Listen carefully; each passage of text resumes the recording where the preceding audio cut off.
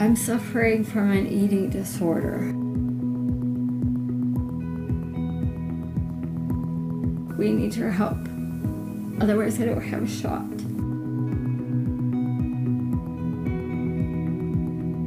People care for you, baby. People care.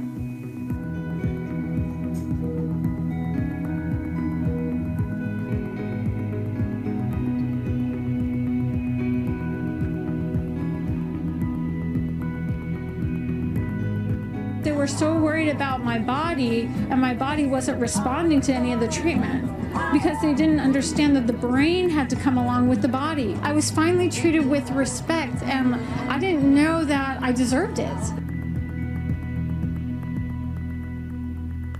So I've just like read up upon your story and the journey you've went through so far.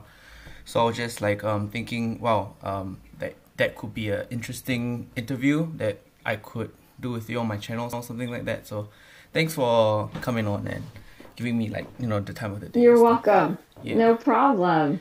Right. Okay. I guess are we good to like just dive into it, and I guess I could just like, you know. Sure. So when did you first find out that you had an eating disorder? You know, I would say probably it started, I would say, about 2002, 2003, right around there. And it started with overexercising. I had gone through a lot of abuse. And so what I ended up doing was, it was currently going on at my work. So I didn't want to think about it, having those, you know, thoughts ruminating in my head. So I would start exercising and running, and I just would exhaust myself for so many hours. I would exercise straight through. If I told you, you'd be like, what?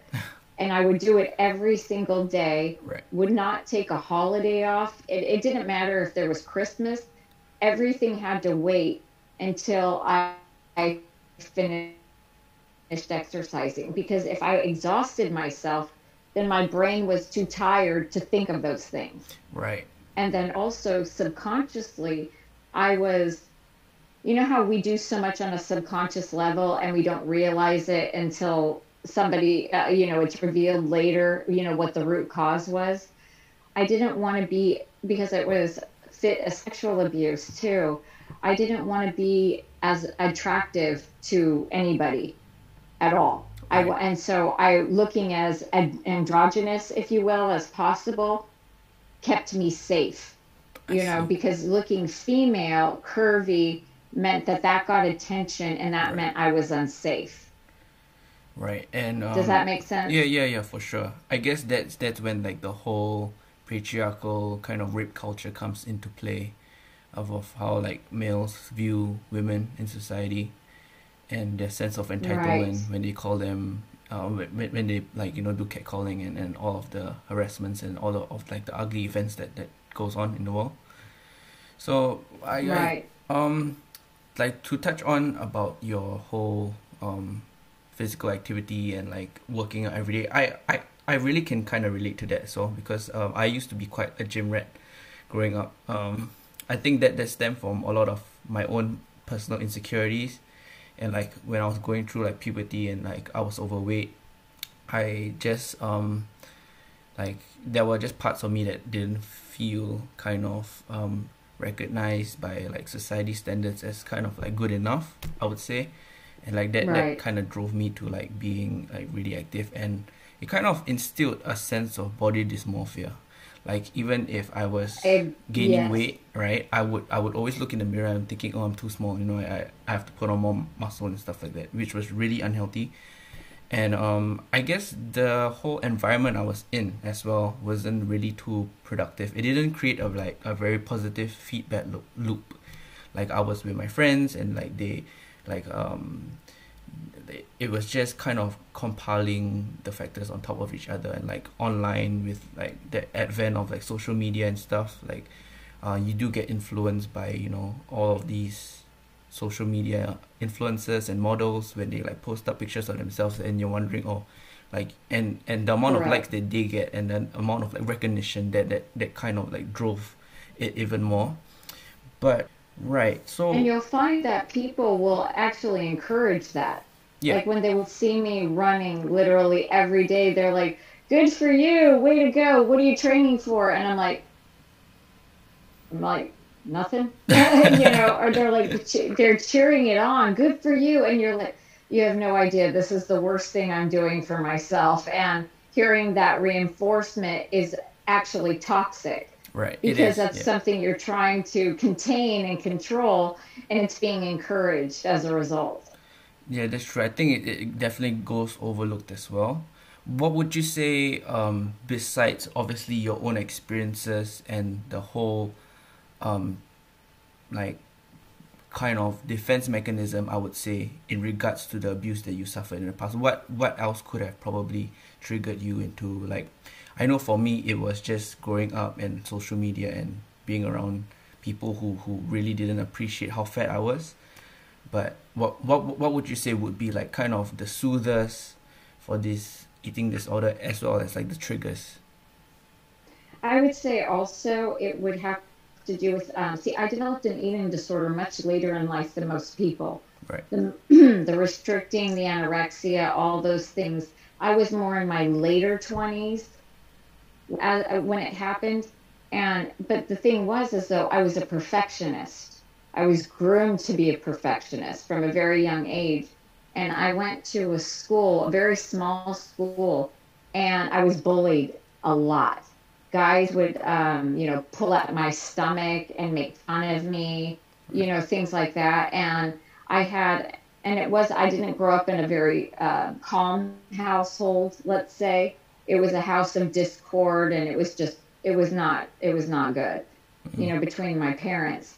So with that, and then the only other option I had was school, and my mom worked at the school.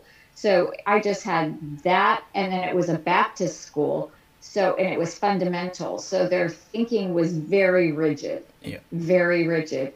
So when I started going to school there at 2 years old, all the way to 12th grade, and that was my only two worlds. My two worlds were school and home, and both were chaotic and awful in so many regards. So, and as a child, you internalize everything. And I was a very, let's say, competitive child, but I was an introvert Right. at the time. And I was very shy, and it was just because of the bullying. Now, my personality then changed. I became more of an extrovert when I, started working and whatnot. But what I noticed, I had abuse going on at a young age, and then it carried out to my work environment. And I was like, what is it that's going on? I'm not dressing a certain way. Right. Why are people doing this over and over again to me? Why would I freeze? Why couldn't I say something? What was so wrong? And what it was is, how do I explain this? When, why are so many people abusing me? When eventually you get a victim mindset, Mm. the energy you produce attracts that. Right. Does that It's make what sense? it's the And manifestation even of though your you're not thoughts. doing anything. Right. Right. It's basically what your thoughts kind of manifest into the real world, I guess. Exactly. And my narrative was awful. It Right. got so dark, so dark. I got down to see, and I'm not someone who would ask for help. I was always the one who would Mm. help people, my family, friends, support them financially, emotionally, whatever. But when it came to me, I waited. I'm married, and my husband and I waited until he's my caretaker. Right. Yeah. And I had waited until I was like pretty much 40 pounds, and I'm 5'7". I was about 42, I want to say, Right. before I even asked for help. So, and that was because we wouldn't have money for rent for the next month. And I had to put my ego in check and say, this isn't just about me. I have a husband now, and he's going to suffer as a result. He already is. His family has suffered from my disease. My family has suffered from the disease. And there's comorbidities that occur. And the thing was, is when you're going through that, I'm thinking I'm only harming me. Right. I'm only harming me. But in that's not the way life works. Yeah. Anything we do affects, Everyone right? else. It's like a web. Yeah. How would you say the medications that you were prescribed, how much of a role did they help in that, like versus CBT therapy and all of that? Well, see, I had tried different medications at the time, and I just turned into a zombie. Right. And I hated that. I absolutely hated that. I would rather feel bad than nothing at all. So medications did not help me at all. So even right now, I'm not on any SSRIs. I'm not on any of those kind of medications. I've I've had to utilize. I have like ADHD, hyperactivity, severe OCD, trichotillomania, anxiety disorder. I'm trying to think. CPTSD. I have so many different comorbidities. Right. Exercise bulimia, body dysmorphia, orthorexia, having to eat healthy only. All these co-occurrences are going on, and my narrative was so all-consuming of darkness. It was that voice, that record that was playing, you're stupid, you're not good enough, this, you're nothing but this, constant being Critical. just constantly berating myself. Yeah. Right. And so what I've learned is like this year has changed so much for me because I've been changing my narrative. I'm not waiting for me to help. Feel better. Yep. Because, like I explain it this. People think, Rachel, you're so happy all the time. No, I'm not. No. That's not what it works. Happiness is fleeting. It's fugacious. You go happy, it means you have a high, you have a low. You have a high, you have a low. I'd rather be like this. And so what I was doing this year, and I'm, a believer, so I utilize, I'm in a 12-step process, giving it to my higher power, which I call God.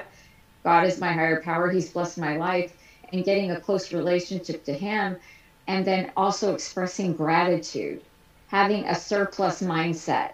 Even though we have very little, I don't think of it in those terms. And now I can look back at what I've gone through and go, wow. And that's given me confidence because I should not be here. I should have been dead more times than you can possibly imagine. They told my husband, what do you want, cremation or burial? It was that bad. And they were telling me, you're going to die tonight. You're going to die tonight. I mean, the doctors, they even themselves were toxic. So I've experienced CPTSD from hospitals, let alone the abusive situations. So what I started at the beginning of COVID, I'm trying to make the most of this time that we're quarantined. I'm going to work on myself. So I start my day in a constant meditative gratitude of talking out loud. And what that's done is that's neuroplasticity. What that is like our neurons. Like when we hear we have like 88 billion neurons, almost 100 billion neurons in our head. And think of it like you've seen like the Los Angeles freeway, right? How it's like all crisscross like this. Yeah. These are my neurons, or a lot of people's neurons were like this, dysfunctional. These are set pathways. Now with neuroplasticity, with CBT, with mindfulness, with gratitude, with positive self-affirmation, I'm finding these neurons are going, okay, it's taking time. It's not happening overnight, but now they're shooting in a different direction. That's great. So my default that used to be this is now starting to go like this. But it is an active process that I have to go through. It's not something that I can just sit back and go, okay, I'm waiting for these good feelings to happen. You have to take it, or for me, I'll speak in I statements, I had to take action. And I found, though, when I would go to eating disorder treatment centers, I would get worse. And I thought I was the only one. I thought something was wrong with me. Well, when you're, they say sometimes when you're OCD based and you have ADHD, the root cause is really there. Those other things manifest out of it. So until you tackle that root disorder, that root disease, because those things are biological, neurological. Other things that are symptomatic manifest from it, and comorbidities occur. But I've nailed it down to these two things as my primary reasons of dysfunction. Does that make sense? Yeah, that makes a lot of sense, because I would pretty much assume if they work off sort of like a biomedical model where they just treat you for your symptoms and just prescribe you medicine, that won't be as effective as what you're doing right now, which is really tackling the problem at its root and kind of like understanding your own biology, understanding your own psychosocial factors that comes into play into tackling all of this. But just to touch on really quickly about like the healthcare that you've had, I've seen on some videos where they were saying that there was only one hospital in America that could help you with this condition. Is that still true? Like today, is it still that bad? No. What? Right. No. What had happened was I had contacted. My doctor told me about a place, because when you're refeeding a malnourished patient, you can put them into something called refeeding syndrome, which is when your heart goes into failure. Because I don't know if you're familiar with this, but like in World War II, this is when it was pretty much discovered. They were just refeeding people, the troops that came back who were, starving, or, people from the other countries who were so emaciated that were starving. Well, they were just feeding them and they were dying. And they were like, what the heck is going on? Well, what happens is it's a very rare occurrence. But refeeding syndrome, what it is when your body's electrolytes deplete. Because if you refeed too fast, or you, let's say, get a bolus in a regular hospital, because I had gone in at one point for just for, I think it was potassium or blood sugar, I can't remember what it was, and they gave me a bolus, and they forced me into heart failure, liver failure, and kidney failure. They put on over 40 pounds of water on me in a day and a half. That's how fast. It almost doubled my weight in a day and a half, so it put my entire body into failure. Sure. Yeah. So what happens is when you do that, your organs take those electrolytes and deplete it immediately out of your bloodstream, and you go in failure. It's a rare occurrence, and the hospital caused mine. But if you've had it happen once, you can have it happen again. That's why a little PSA, a public service announcement here. If you do need help, it's better to go to an eating disorder hospital. They know how to refeed you properly and more safely. Now, what happened was my doctor told me about Denver Acute Center. And so I called them and I talked to them, and they said, yeah, we're the only ones in the country that can do this. Right. But when my story went viral, come to find out, there were other hospitals in the country that could do that. Right. And so I didn't end up going to Denver, because also what had happened was, this is one thing that was not cool. They spoke to the media on my behalf and said that we weren't calling them back. Right. Which is not true. I still have voicemails from them returning our calls. They just, and we had called them several times. They hadn't called us back. We were trying to still get things arranged. But when they talk to the media about me personally, it's a big, important thing when you're going into, especially when you've had failure and so many doctors and hospitals let you down, trust is a huge component. And if they're blabbing me about my information to media, to the newspaper, without my permission or without even knowing me or talking to me, I couldn't go there. I had no trust with them. Yeah, but unethical. Then recently, last year, I found out some of the doctors had changed. So I tried to go back last year. Right. And because there's some new law that I never heard of. But because I have a private insurance and a state insurance, they denied me. Had I had only one, I would have been accepted. When you have an eating disorder, you can't go to just like a Medi-Cal doctor. You have to go to specialists that can treat this. And private insurance is, pretty much mandatory. It's in my condition it is, because I'm so severe. I need people who will accept that. I can't just have like a cattle call. going in and out. So I ended up going to a different hospital, and that hospital was awful. The only hospital or place that I found that treated a patient properly was when I flew to Portugal. They treated at the treatment center, once I was out of the hospital, Yep. at the treatment center, they were about love, encouragement.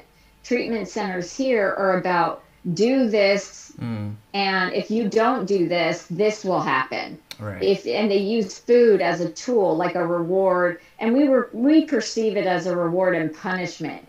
If you don't eat this, then you're not going to see your family.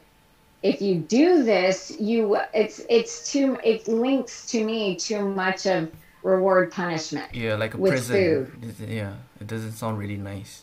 The whole situation actually was pretty much a mess, as you were describing. And in regards to healthcare, what's the cost like in America for a condition like this? Because it's really different in the UK, where it's like NHS and it's free healthcare for everyone. But could you maybe touch on that? Absolutely. See, I'll give you an example. If an eating disorder treatment center, which I'm not even allowed to go to because I don't weigh enough, believe it or not. Wow. I'm too much of a medical liability. Right. So, and if you do go to one of those can cost anywhere between 40 to 80 grand a month. And that's not with medical care. Wow. Yeah.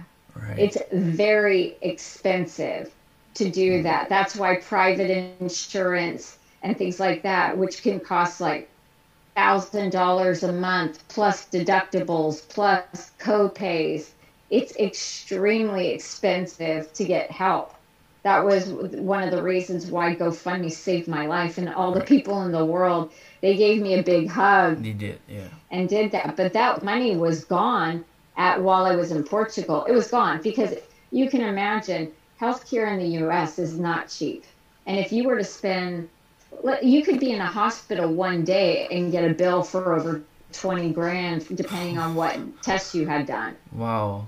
What? So, right. Yeah, it's expensive. And I was in the hospital 9 to 10 months out of the year.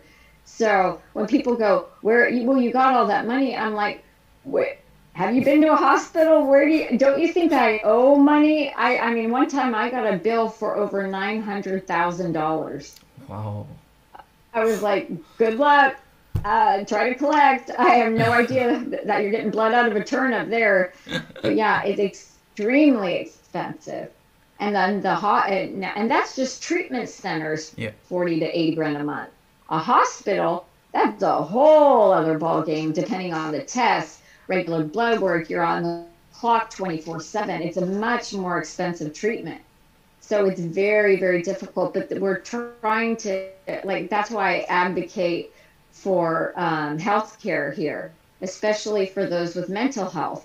I feel that should be an accessible, free thing that we have a right to live. Yep. Like Free anything healthcare. else. So that's why I advocate so much for it. I see.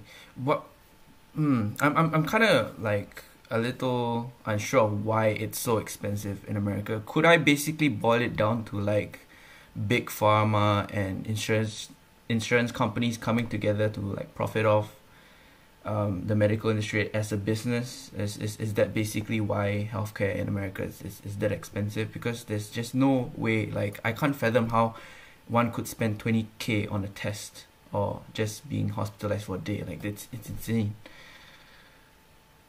It's I would say big pharma a lot, and the way the laws are set up, hospitals can get dinged and get infractions for certain things and certain things that they can benefit from. It's such a bureaucratic mess. Let's just say it's a bureaucratic mess. I see. I know there are some people who have gone into the hospital and lost a finger, and they're like, well, we can replace this one, but this one's going to cost this much. So how much do you want? Which one do you want to keep? I mean, that's the kind of negotiating you have to do for your life here. Yeah. It's really sad. And in a capitalistic environment, it feeds off of that kind of mentality. It incentivizes. Does that make sense? Because it's all about me, and I'm working to get mine.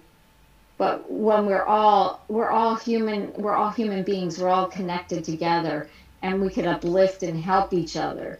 So I'm a weird one. I like to pay taxes. I like it Mm. because I know where it's going to go to streets, it's going to go to schools, it's going to go to children, it's going to go to those people who can't afford food. Right. So even when I was a very young kid, I loved it. I was like, okay, I know I got my taxes. That means I did my part. You know, that's how I looked at it. When you have that kind of mentality, but that's not normal here. You know, that's not a normal mentality. That's just something personally.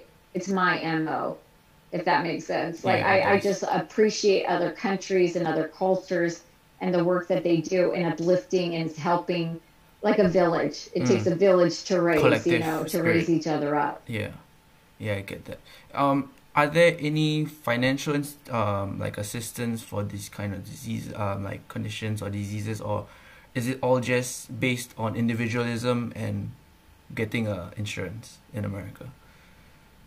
It's mostly individualism, but Right. there are a couple organizations that some of them do, like there's NEDA, which is the National Eating Disorder Association.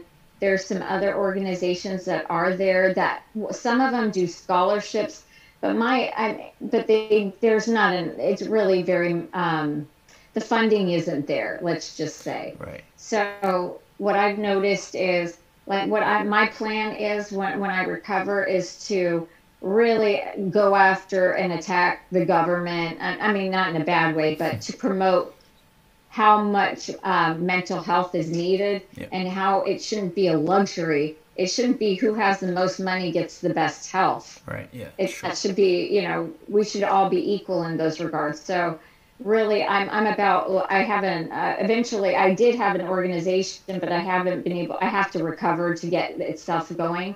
But I wanted to do scholarships, like where people could donate and I can provide scholarships for those people who need that extra support, and negotiate contracts with eating disorder treatment centers that I could, talk to, that might provide them a better rate or things like that, since I know more about the system and how it works. But overall, I'm just hoping eventually it will be for everyone, and it's not about like what you look like, because some people who are normal, most people who have an eating disorder don't look like me. They're either normal or they're overweight. It doesn't mean that see, they'll go, I'm not as bad as you, Rachel. I go, don't say that. Don't compare your pain, babe. You might be in a different spot mentally than I am. And so people are worried so much. And that this is the thing with the United States. They want to restore your body so fast. But they don't. The big thing is you have to let your brain catch up to the restoration. If I go to you, Nicholas, and say, I'm going to double your weight tomorrow, do you think your brain would process that efficiently? No, not at all. Probably not. Yeah. Right? Yeah, and that's the kind of mentality that's here. And I understand they're trying to restore your health while they have you. Right. I get that. But so many here, this is a big thing. I know hundreds and hundreds of people with eating disorders who've gone to them. A lot of people I talk to, the average I hear of them going back and forth, some of them 8 times average back and forth. I call it recycle therapy. That's what they do here. They pull you in, do just enough, and then kick you back out because insurance won't cover anymore. And then you're dysfunction again, then you go back again. And to me, it's way worse to have your body fluctuate. You're right. Yeah. Going back and forth than if you had a steady cycle maintenance Yep. of going forward. Because they'll keep you in residential maybe for 30 days if you're lucky. And after that, then you're in different programs and they step you down pretty quick. You're lucky if you could get a couple weeks here and there. But the insurance will step you down so fast, especially if you are at a decent weight or you don't have an organ failing or something like that. The process goes by even with private insurance. Right. Yeah. And it's just, I guess, because they just view everything in dollars and cents, and that's just one of the shortcomings of it. But how would Yeah, you absolutely. coming off healthcare and in regards to like the comments and videos that you've done online and stuff, how would you respond to like the naysayers and people who still treat this condition as trivial as it shouldn't be? That's one that, see, if I were to tell somebody, don't recover in the public eye, because when you have people introducing doubt when you're already sick, that's the worst. Squashing your hope. That's basic. What good is that doing? That's just those naysayers. And I will tell you, an eating disorder is not a choice. It is absolutely, the science is there. They've actually found a gene for it too. Right. Okay. So to those naysayers, I say it is not a choice. There's a disposition, and some trauma or something sets it off. It's not like I woke up one day and go, you know what I think's a good idea? Let's not eat today. That sounds fun. No, it doesn't work like that. Not at all. It's as real as something with someone with cancer. It's as real as that. And I tell them, do you know that anorexia has the highest mortality rate than any psychological illness? Any. More than schizophrenia, more than any. Highest mortality rate. And a lot of us die not just in the disease, but trying to recover. Right. In the process of recovery. So this is not, they think it's so easy just to eat. It's not that easy. If you eat too fast, you can kill yourself. I've had people go, eat a cheeseburger and laugh it off, right? And I'm like, yeah. You don't understand. That can kill me. It's such, there's such a meticulous process to restore the body. And if your brain, your pathways are not working right, your body won't accept it. You got to get your brain straight, and the body will come along with it. You can work together with your body and brain, but you have to get your mindset, or it will keep messing up. You'll keep reverting back to the incorrect pathways, those neurological pathways. It is a proven disease. It's not a choice. It's not a choice. What would you say would be like the most ignorant thing, or like one of the greatest like misinformation pieces that you ever read about, this eating disorder? See, I read a lot of stuff that's showing promising news of statistics, but the thing that gets discouraging for those is, this is one thing that isn't talked about during refeeding. There's something called edema that occurs. And edema, you get interstitial space or fluid that goes in between the capillaries because you're third spacing. So a lot of people who, as they're refeeding, will get a lot of misplaced weight, but it's water.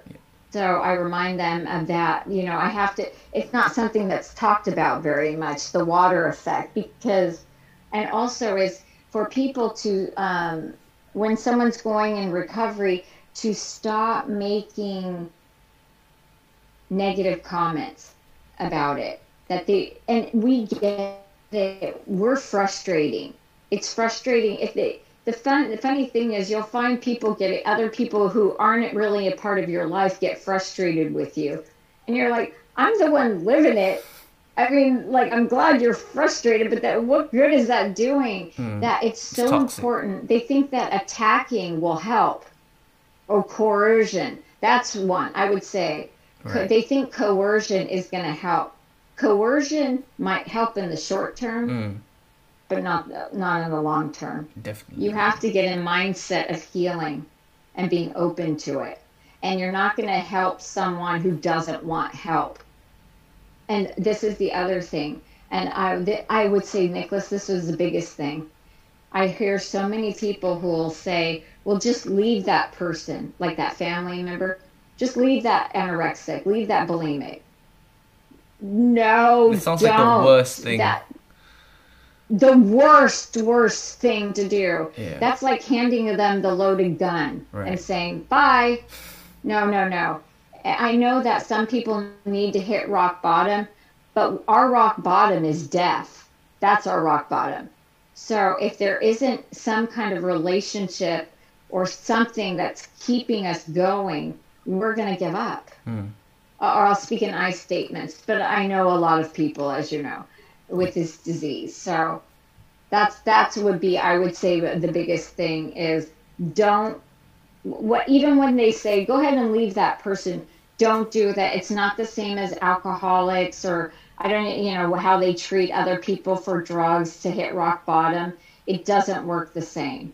It does not work the same because, and I'm not comparing, saying one is better than the other, but you can abstain from alcohol or drugs and not die, right? Or maybe some people, I don't know, maybe there's some exceptions, but overall, just don't go to the bar. With food, it's not something you can get away from. Right. You're gonna. It's like saying, Nicholas, I want you to recover from heroin, but we're gonna give you heroin a little bit at a time all day, and you're gonna have it the rest of your life. But I still need you to be cool with it in your brain.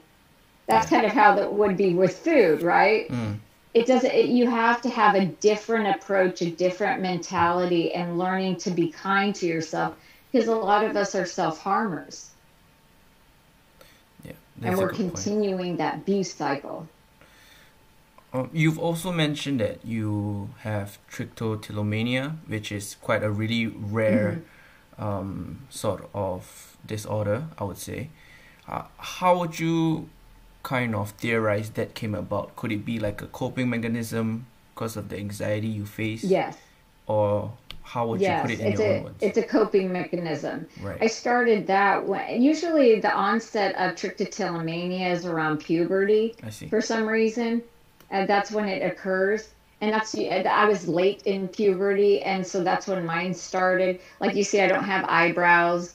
I have a hard time growing eyelashes. I get into a nervous habit of picking, right, and that provides some kind of relief. Even though it sounds destructive for me, it's a relief of anxiety, because the generalized anxiety that goes on, especially when I'm focusing on reading. I notice that I'll do that more. And sometimes it's conscious. A lot of times it's, you're not even paying attention that you're doing that. And it's like, oh no, but I need to. And I used to skin pick a lot too. Right. So over my eyes, this used to be bloody red at night because I would peel all the skin off my eyeballs. Right. And I would only go out at night because I didn't want anybody to see it. And it was so bloody raw that just the air touching it would cause sting. Fire all over. Yeah. I mean, somebody will say, well, why can't you stop? And I'm like, I don't know. I don't know why. It's like an itch you can't scratch. It's that kind of a feeling, but there is a release of anxiety there.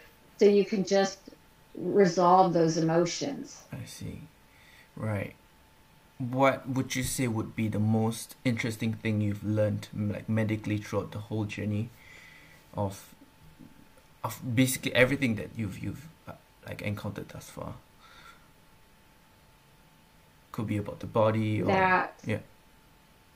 there's so many things. It's hard to nail one. The best way for me, at least I know, to heal is through love and kindness. And getting that positive reinforcement to change that narrative. Right. And also that I wish they would have told me that 90% of your serotonin is produced in your GI. I thought it was like all happening up here when actually your body is producing the serotonin. Okay, wow. So to me, that was a fascinating statistic. I see. Speaking of like changing narratives and stuff, I've seen movements, especially in America, talking about body positivity and embracing your yourself at any weight, and any weight is healthy, yada yada yada.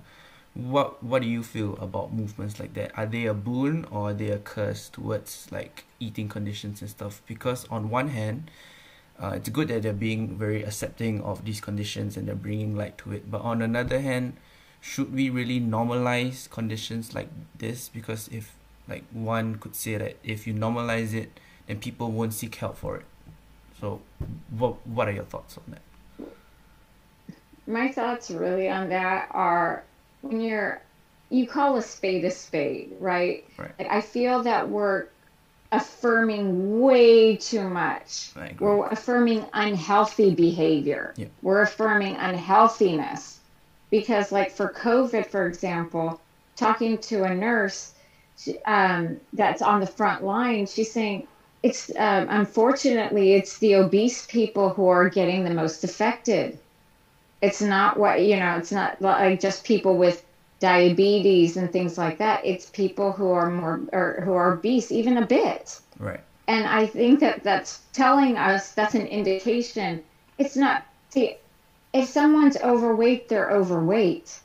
That's just describing it. But if you're doing it meanly, then shame on you. Yeah. You don't body shame a person. Yeah. That's different. But you encourage the health of the person. We can't okay all of these things and just say, just accept yourself as you are. You're good. You're healthy as you are. No, you're not. That's dangerous. I mean, it's dangerous. That's a dangerous mindset. If you're not thinking of what it is to be healthy, and I'm not saying the healthiness of the supermodels and all that are railed out, that is not healthy. Yeah. We need a proper example of, just something to, for guidelines to follow. Eating the whole foods, putting in that 80-20 rule, 80% of the time eating the best and enjoying yourself once in a while, but staying healthy and not because it feels like we went from one extreme of body shaming. Now we're like, accept everything as it is, but that could kill them too. We have to find a happy medium, a balance. Right. Now, I'm not for bullying. I'm not for fat shaming by any means. I'm not saying that. But if someone's overweight, they're overweight. And the thing is people have no problem telling me I look like a crack addict or I'm skinny or whatever. I mean, people have called me very unkind things that aren't true. But the thing is if somebody tells me you're too skinny, well, yeah, I am too skinny. That's not shaming me. But if they're going, you look like a crack whore, okay, that's different. Yeah. And if someone's overweight, you're overweight. Well, if you're called a fat pig, well, that's not helpful. That's unnecessary. So we got to curb our tongues and remind ourselves of what health looks like. It's just taking care of our body, just taking care of our mind as well as our body, and having a nice narrative to ourselves. And I think people who are overweight have just as a demeaning narrative than someone who's underweight, than someone who's normal. That's fair, yeah. We can all have that mean narrative. I really agree. I recently came across this article talking about the 3 gates of speech, where the first gate would be deciding whether what you want to say has any logical backings to it, whether it's true. The second gate that your speech would have to pass would be is if what you're gonna say, is it necessary? Does this question needs to be asked, or what statement that you're gonna put out to the world is, are we wasting time on that?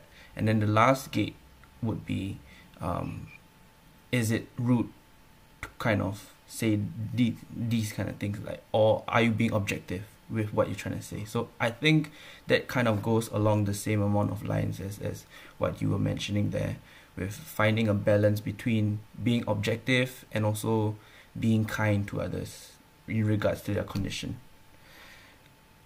Specifically, Absolutely.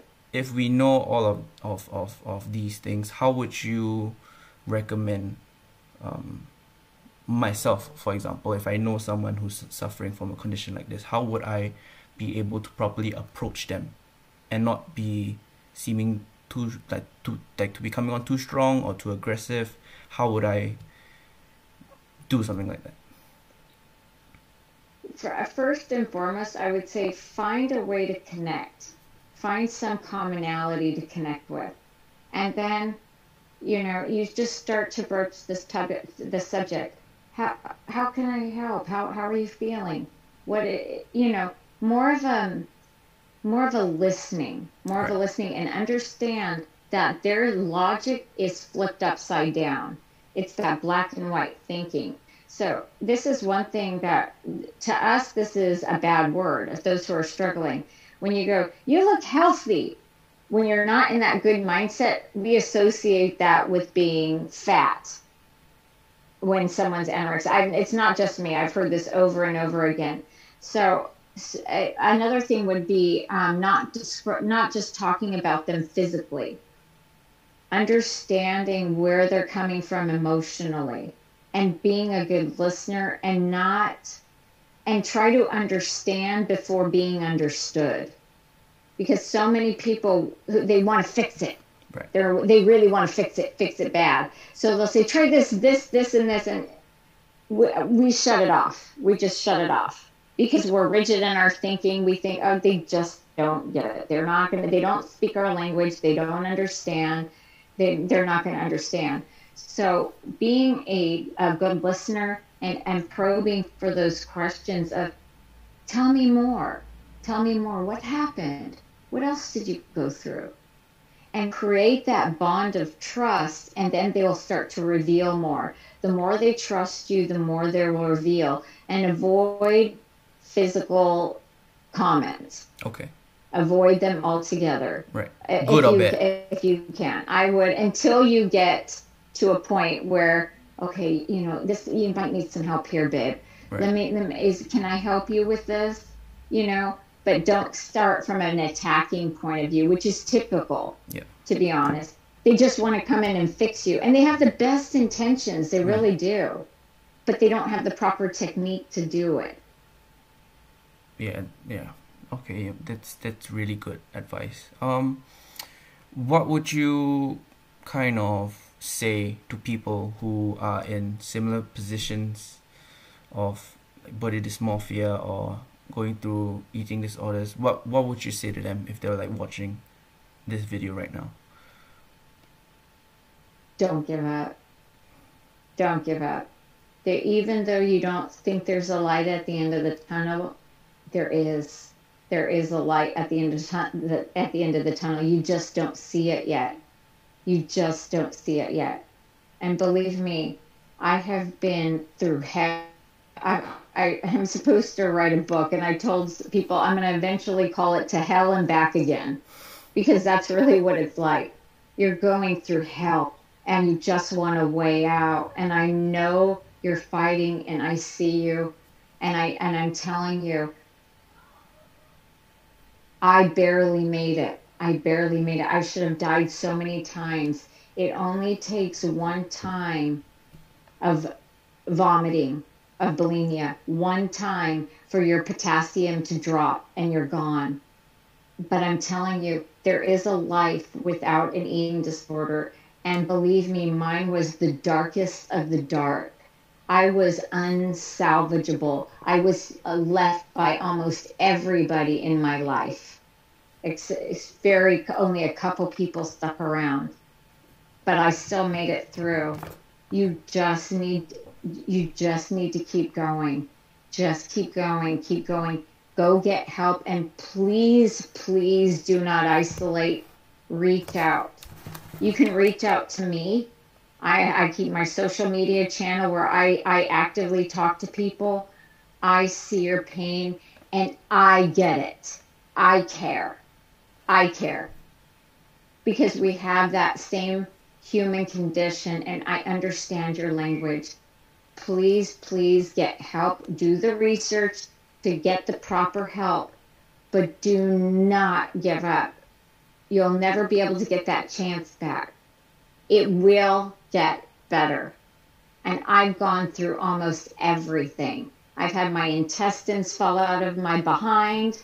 I've had my throat cut open. I've had my lung collapse. I had a tumor in my stomach. I had heart failure, liver failure, kidney failure, 8 broken bones at any time, My brain stopped working. I had to detox off of a very hard narcotic at 40 something pounds. I still made it. I used to be a vegetable who couldn't put two words together. I used to be paralyzed from the neck down. I can go on and on and on and on, but I'm lucky. You can do some permanent damage, and you don't want this to affect the rest of your life. I promise you there's brighter days ahead. There are brighter days ahead, and I can help. We can talk about changing that narrative. It will change. Where that Ed voice gets quieter and quieter and quieter, and your voice becomes fierce. And this eating disorder has no power over you. You got this. You can do this. Just lean on me. Lean on somebody. Reach out for support. That was really nice. That was so powerful, Rachel. Rachel, you mentioned you were 55 pounds ish, and now I'm like thrice as heavy as you, but by no means any stronger. Like the desire and energy you just reverberate from America. I feel it so deeply in the UK. Like your personal journeys and your love story with your husband quitting his job just to be there full time and still having wonderful like relationships with you today. It's just amazing and inspirational. I think anyone who heard that story would have just gone soft immediately. Literally, I am really honored that you've given me the time of day, and this has been a really thoughtful and insightful conversation that we have shared, I'd say, to say the least. And with that, I really wish you well in your recovery. Merry Christmas, and I hope you have a Happy New Year as well. Merry Christmas, Nicholas, and honestly, God bless you, and the honor was all mine. It was an honor and a privilege to talk to you, and I can't wait to eventually talk to you again, my friend. Merry Christmas and Happy New Year. You take care, Rachel. Thank you so much. All right. Bye, guys.